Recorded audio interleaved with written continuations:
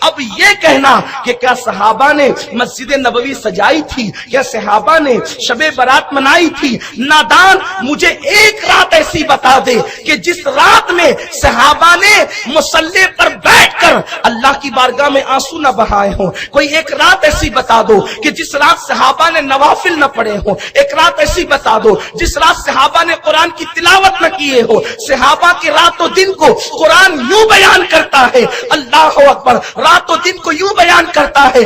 میرے آقا صلی اللہ علیہ وسلم کے غلاموں، آقا کریم کے صحابہ کی ڈیفینیشن اس انداز سے بیان کی جاتی ہے، محمد الرسول اللہ والذین معہ اشداء علی الکفار رحماء بینہم تراہم رکعا سجدا یبتغون فضلا من اللہ ورضوانا۔ تراہم، جب بھی تم ان کو دیکھو گے اس حالت میں دیکھو گے وہ کثرت سے رکوع کر رہے ہیں، کثرت سے سجدے کر رہے ہیں۔ کیوں کر رہے ہیں؟ اس لیے کہ وہ اللہ کی رضا چاہتے ہیں، اور کثرت سے رکوع و سجود کی وجہ سے سیماہم فی وجوہہم من اثر السجود، اللہ نے کثرت رکوع و سجود سے ان کے چہروں کو جگمگا دیا ہے، ان کے چہرے چمک گئے ہیں۔ ارے ان کی پہچان ہی تھی کہ وہ رات و دن اللہ کی عبادت کرتے تھے۔ رات و دن تو یوں بیان کیے، اور ان کے لمحے لمحے کو قرآن بیان کرتا ہے، الذین یذکرون اللہ قیاما وقعودا وعلی جنوبہم ویتفکرون فی خلق السماوات والارض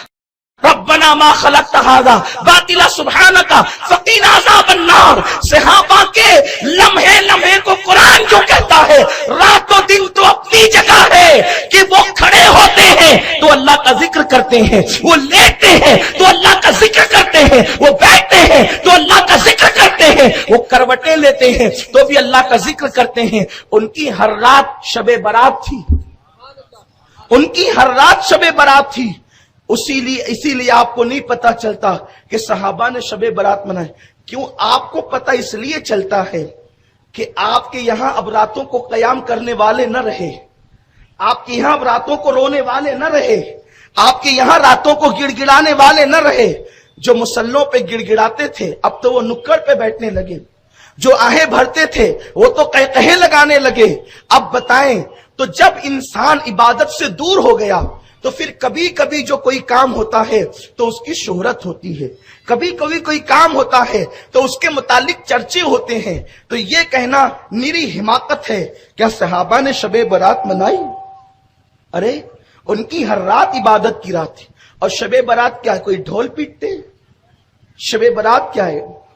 کوئی اس میں آرکیسٹرا ہوتا ہے؟ شب برات بس اتنی ہے کہ علماء کہتے ہیں کہ اس رات عبادت کرو، صلاۃ التسبیح پڑھو، نوافل پڑھو، اپنے اللہ کی بارگاہ میں توبہ کرو، قبرستان حاضری دو۔ حاضری اس لیے قبرستان دو کہ اس کی کچھ حکمتیں ہیں۔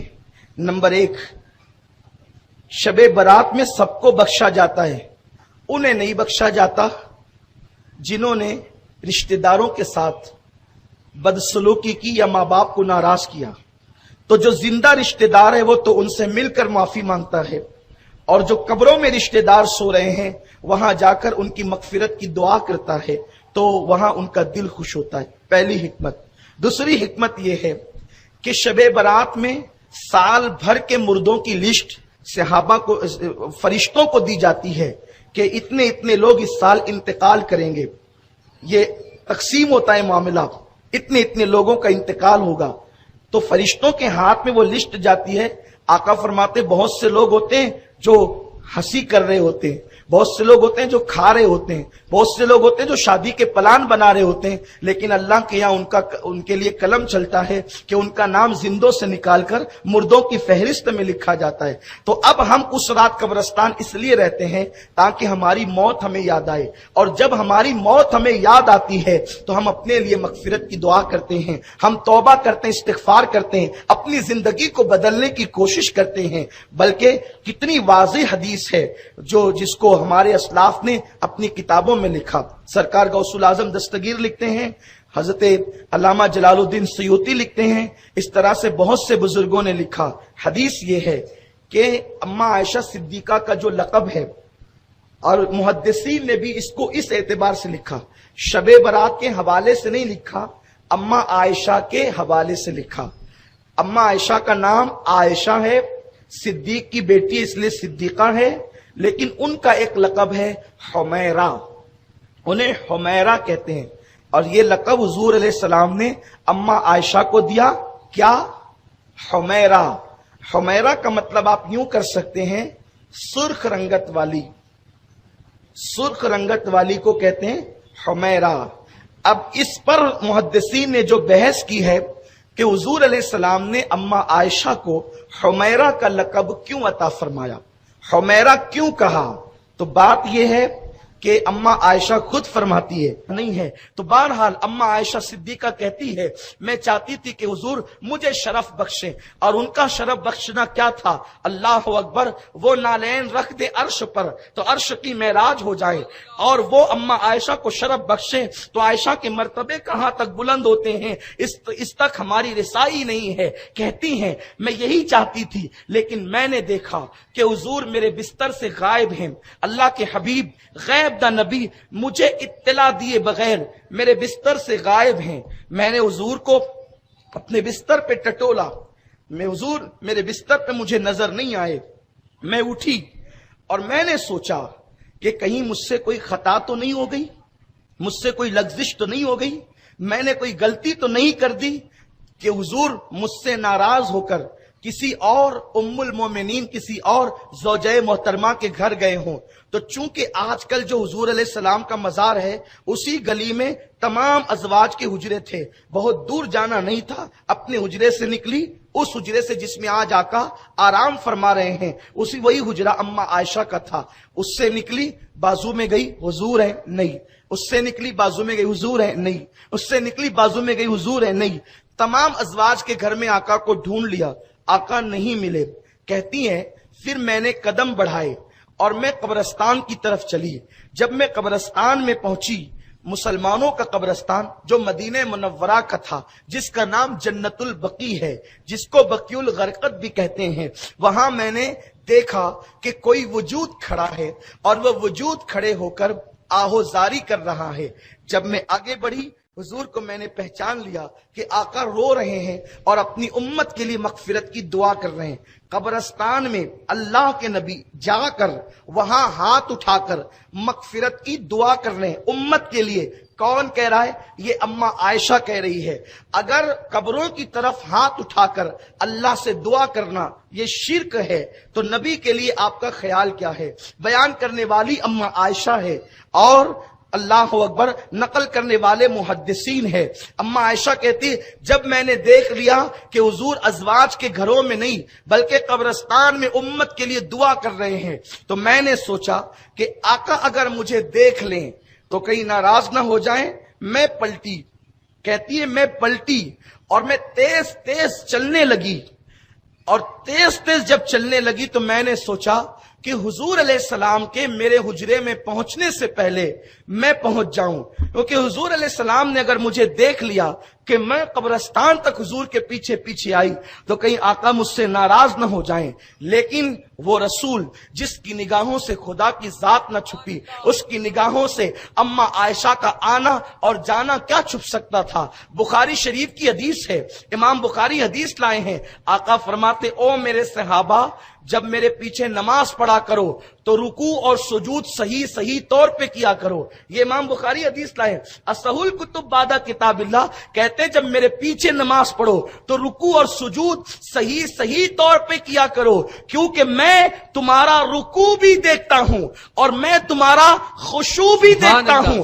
رکوع نام ہے گھٹنوں پہ ہاتھ رکھ کے جھک جانا، نبی آگے ہیں، کہتے ہیں میں تمہارا رکوع بھی دیکھتا ہوں، اور یہ نہیں کہا کہ جب تم نماز پڑھو، بلکہ نہیں، جب تم میرے پیچھے نماز پڑھو تو اس وقت رکوع صحیح طور پہ کرو، میں تمہارا رکوع بھی دیکھتا ہوں، اور جو دوسرا جملہ ہے تمہارا خشوع بھی دیکھتا ہوں۔ یہ خشوع کس چیز کا نام ہے؟ تو محدثین کہتے ہیں خشوع یہ دل کی کیفیت کا نام ہے۔ خشوع اس کو کہتے ہیں کہ تم اللہ کی طرف کتنا دھیان لگا رہے ہو، اس کو خشوع کہتے ہیں۔ اللہ کی بارگاہ میں کتنی عاجزی کر رہے ہو، اس کو خشوع کہتے ہیں۔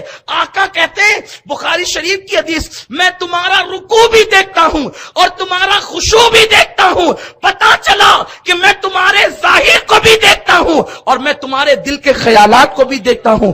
یہ امام بخاری حدیث لائیں، صحیح بخاری کی حدیث ہے، تو جو رسول تمہارے دل کے خیالات کو دیکھ لیں وہ اما عائشہ کے آنے جانے کو نہ دیکھیں۔ حضور پلٹے، یہ تیز تیز آئی، اور آپ جانتے ہیں کہ کوئی ایسا انسان جس کا جسم بھاری ہو، سمجھ گئے آپ، جسم جس کا بھاری ہو، اما عائشہ کا خیال ذہن سے نکال دیں مثال کے ذریعے، موٹے جسم والا کوئی میری طرح ہو، اگر تیز ہم چلیں تو سانس پھولنے لگتی ہے نا، اور اگر رنگ گورا ہو تو چہرہ لال ہو جاتا ہے۔ جو لوگ تیز چلتے ہیں، گورے رنگ والے موٹے لوگ، یہ ایک مثال تھی۔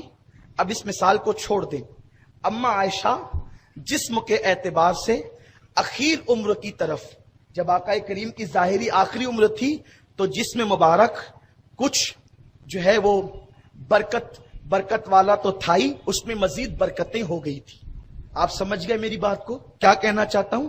اما عائشہ کا جسم دبلا نہیں رہ گیا تھا، جسم بڑھ گیا تھا۔ جب وہ تیز تیز آئی اور تیز تیز چلی تو آپ کی سانسیں پھولنے لگی۔ آپ حجرے میں آ گئی خیر سے، الحمدللہ حضور نے مجھے نہیں دیکھا، لیکن چونکہ حجرے میں چل کر کے آئی تھی تیز تیز قدم، تو آپ کی سانسیں ابھی اپنے پر نہیں تھی، آپ سانسیں لے رہی تھی، اور سانسیں تیز لینے کی وجہ سے آپ کا چہرہ سرخ ہو گیا تھا۔ تو میرے سرکار حجرے میں آئے اور فرمایا او حمیرہ، او حمیرہ۔ سرکار نے اس رات اما عائشہ کو کیا کہا؟ یعنی اس وقت ان کا رنگ سرخ ہو گیا تھا، لال ہو گیا تھا تیز چلنے کی وجہ سے، کہا او حمیرہ سرخ رنگت والی۔ اب آگے کے جملے، تو یہ سمجھتی ہے کہ اللہ اور اس کے رسول نے تیری حق تلفی کی ہے؟ اللہ اس کے رسول نے تیری حق تلفی کی ہے؟ اما عائشہ کہتی ہے میں خاموش رہی۔ میں نے عرض کی آقا آپ قبرستان میں اس وقت کیا کر رہے تھے؟ فرمایا عائشہ کیا تجھے معلوم نہیں کہ آج شعبان کی 15ویں شب ہے؟ آج شعبان کی 15ویں شب ہے، اور شعبان کی 15ویں شب کو آپ کیا کہتے ہیں؟ اسی کو شب برات کہتے ہیں۔ آج شعبان کی 15ویں شب ہے، اور اس رات اللہ آسمان دنیا پہ نزول اجلال کرتا ہے، اور وہ کہتا ہے بندو مانگو کیا مانگتے ہو، جو مانگو گے عطا کروں گا۔ اور آج کی رات اللہ بنو کلب کی بکریوں کی بالوں کی تعداد کے برابر اپنے بندوں کو جہنم سے آزاد فرماتا ہے۔ آپ غور کریں، حمیرہ کا لقب جو اما عائشہ کو ملا ہے وہ شب برات میں ملا ہے، اور اس کا پس منظر یہ ہے، اور یہ حدیث مبارکہ۔ اور اسی رات اما عائشہ کی حدیث میں حضور علیہ السلام کا قبرستان جانا اور امت کے لیے مغفرت کی دعا کرنا، یہ ثابت ہوتا ہے۔ اب آپ مجھے بتائیں، اتنی واضح حدیث ہونے کے باوجود اگر آج کل کے ہمارے کچھ نوجوان چھوکرے یہ کہیں کہ بھئی اس حدیث میں ہے، تو آپ کی یہ کم علمی ہے کہ آپ کو حدیث نہیں معلوم۔ اب آپ کو حدیث نہیں معلوم تو اس کا یہ مطلب نہیں کہ میرے بھائی آپ انکار کر دیں، انکار نہیں کریں۔ آپ کو نہیں جانا آپ نہ جائیں، لیکن آپ شکوک پیدا نہ کریں۔ کل اللہ کی بارگاہ میں آپ نے جواب دینا ہے۔ اچھا آقا قبرستان گئے، حضور جہاں دعا کریں، آپ توجہ فرما رہے ہیں؟ توجہ آپ کی، حضور جہاں دعا کریں وہی دعا قبول ہو، کیونکہ سب کی دعائیں رحمت تلاش کرتی ہے، اور رحمت میرے نبی کی دعا کو تلاش کرتی ہے۔ اہل سنت کے امام، ہمارے امام اہل سنت فرماتے ہیں کہ عنایت کا جوڑا، اجابت کا صحرا، دلہن بن کے نکلی دعائے محمد، اجابت نے جھک کر جس کے لیے اجابت جھکتی ہے اسے دعائے محمد کہتے ہیں۔ اجابت نے جھک کر گلے سے لگایا بڑی ناز سے جب دعائے محمد۔ آپ غور فرمائے، وہ جہاں دعا کرے قبول۔ قبرستان گئے کیوں؟ اس لیے کہ اللہ نے فرمایا لقد کان لکم فی رسول اللہ اسوۃ حسنہ، تمہارے نبی کی زندگی تمہارے لیے آئیڈیل ہے۔ تو حضور جہاں سے دعا کرنے قبول ہو رہی ہے، لیکن قبرستان جا کر کے بتا دیا کہ جب میری زندگی آئیڈیل ہے تو میرے غلاموں شب برات میں قبرستان جاتے رہنا، اپنے مرحومین کے لیے مغفرت کی دعائیں کرتے رہنا، اور مغفرت کی دعا مرحومین کے لیے ایسی ہے، آقا فرماتے ہیں جیسے ڈوبتے کو تنکے کا سہارا، تو ان کے لیے بھی ملے گی۔